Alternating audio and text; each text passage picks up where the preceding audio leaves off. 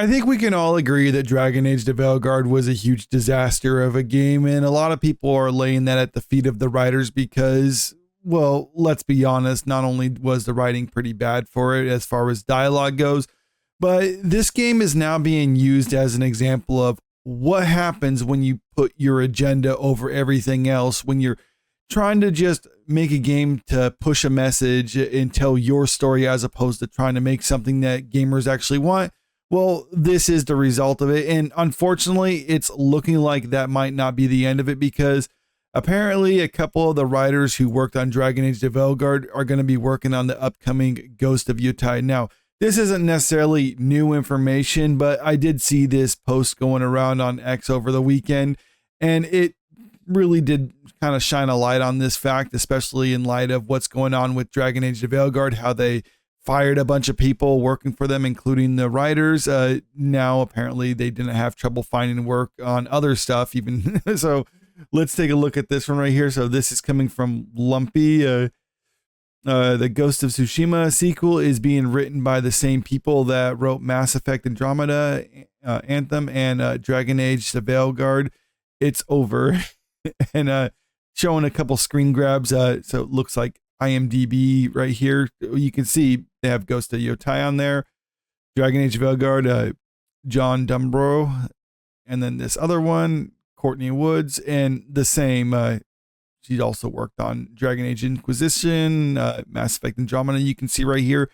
And just out of curiosity, I decided to go on IMDb myself to look into these two individuals, and you can see this person right here. So one of them, and sure enough, yeah, Ghost of Yotei is upcoming last project he worked on, Dragon Age the Veilguard. And for Courtney Woods right here, you can see, yeah, Ghost of Yotei as well as Dragon Age Veilguard. So it seems this checks out, but one thing you have to keep in mind when it comes to this, because even though I think the writers for Dragon Age the Veilguard are rightly criticized with how bad it is, a lot of that, it really just depends on what their actual involvement with the game was, because for many of these games, there's a lot of people writing them, and usually there's people coming on to work, do some stuff that don't really have a significant impact in the overall plot. So I don't necessarily know if that's the case when it comes to these two individuals, but one thing I do know is right now they're the only two credited writers on Ghost of Yotei. At least we don't have, let me see if I can scroll down. All cast and crew. Yeah, it just has those two writing for Ghost of Yotei. So it seems like they have a significant voice in that game.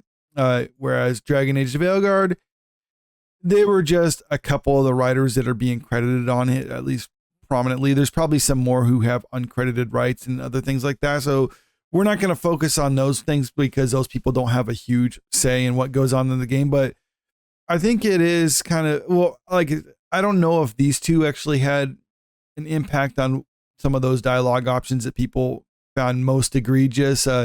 One thing I have pointed out when it came to Dragon Age Veilguard, and many other people have pointed out, is Corinne Bush, or Andy Boucher, just a person who is a trans individual who was the director of this game, because I think it's safe to say if the person like that is directing the game, then it makes sense that they're going to try to shoehorn in a lot of identity politics and other things like that into the game. So I usually will lay this at the feet of the person like running everything, because they're the ones who give the writers instructions on what to do and what not to do. So I think it's safe to say that if they're going to have a person like that running Dragon Age Veilguard, then the game will ultimately reflect what they feel, even if the writers don't necessarily agree. They're just there to do what their boss tells them to do and then just kind of move on to something else. So it's possible that's what we're seeing when it comes to Ghost of Yotei. But there's some other stuff surrounding this game that has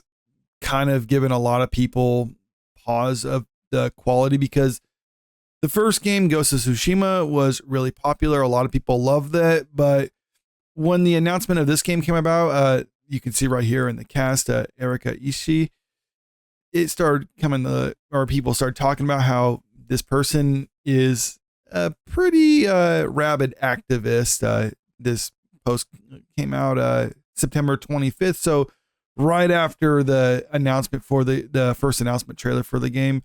The biggest red flags of the upcoming Ghost of Yotei is that Park Place's report that Erika Ishii, the English voice actress for the protagonist, is a progressive ideologue.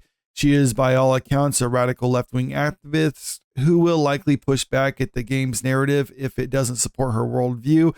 Hopefully, developers won't cave and compromise the historical accuracy of the game. And at the time when this came about, I was saying it's obviously a red flag, but it's not necessarily a sign that it's going to be bad, because ultimately she's just the voice actress for the English version of the game. And voice actors, they might push back, but they generally don't have a whole lot of say in the creative aspects of it. But I was saying, when you're going to hire someone like this as kind of a public facing part of your game, well, then it kind of indicates that this worldview is almost shared by the people working there.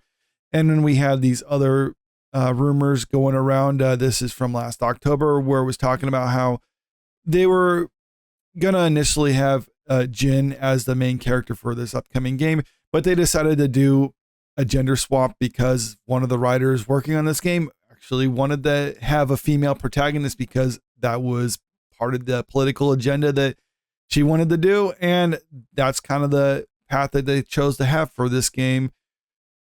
The latest rumor comes from YouTuber Endymion, who first shared that a source informed him that Sony Japan is pissed off about being kept in the dark over the sudden change of this game's narrative.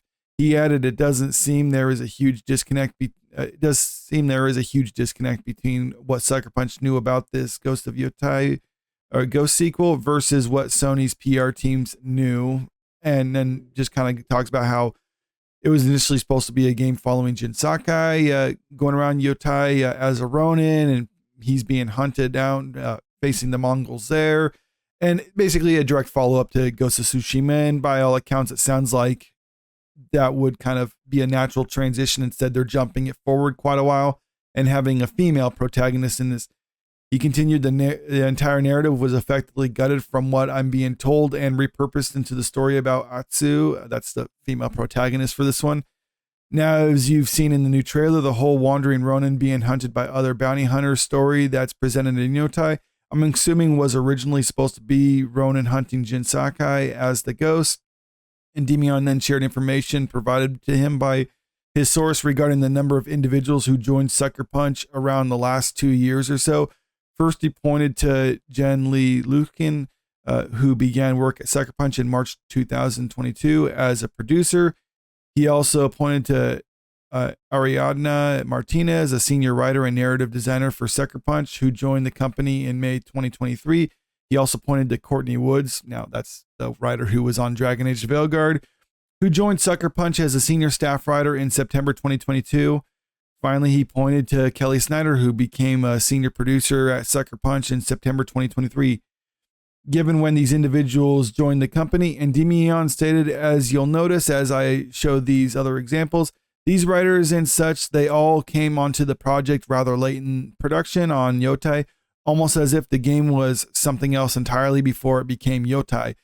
And the suggestion here is that it was supposed to be a male game or have a male lead on it, but then you get all these feminist activists on the team, and they're like, okay, we like what this is going so far, but let's change it up and make it more of a female focused game, and let's hire this other activist to be the voice actress for it. And you can see that this is kind of like, it's not confirmed right now, and it's not necessarily anything concrete as this game's going to be bad or anything like that, but there are signs popping up right now, and it just seems like it's becoming more and more prominent that things are being revealed about this game, or kind of coming to light about this game that doesn't suggest it's going to be good. And now, am I saying having a female lead in the game is going to be good?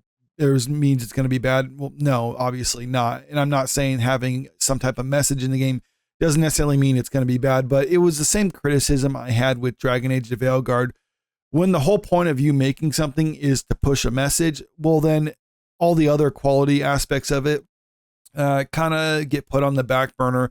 And I can kind of see that when it comes to changing this story right now, because a lot of people like the character of Jin Sakai. And it does feel like the story that they're going with on this would have been a natural continuation of the previous game, but instead they're doing something else because allegedly they have an agenda that they're trying to push. And even though they could make it work, this isn't a good sign. Now, I'm hoping that I'm wrong and this game turns out to be just fantastic. And the writers that were working on Dragon Age: The Veilguard that are also working on this were basically just following their orders from the previous one. And then you have the people working on this game, or at least in charge of this game, are people who would actually prioritize producing a good game over pushing a agenda. But when you're willingly hiring people like this and you're willing to listen to them on certain aspects of this, well, then I think at best you're going to have something that's a little compromised. Maybe I'm wrong and this game will be as good, if not better than the first one, but